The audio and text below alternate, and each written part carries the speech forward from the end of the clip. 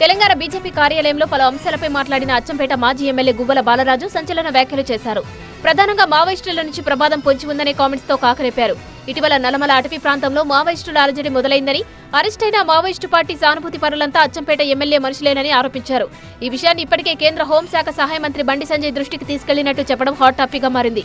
మరో అడుగు ముందుకేసి ఈ కేసును ఎన్ఐఏకి అప్పగిస్తే పట్టుబడిన వారంతా ఎవరనే విషయంలో క్లారిటీ వస్తుందన్నారు గువ్వల బాలరాజు.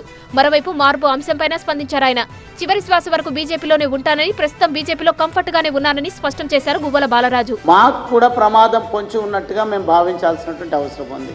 మాకంటే రాజకీయ నాయకులకు లేదంటే నాకో కాదు, మా నియోజకవర్గంలో ఉన్నటువంటి ప్రజలకు ప్రమాదం పొంచి ఉంది అనే ఆలోచనతోన అటువంటి సమాచారాన్ని బహిర్గతం చేయాలి.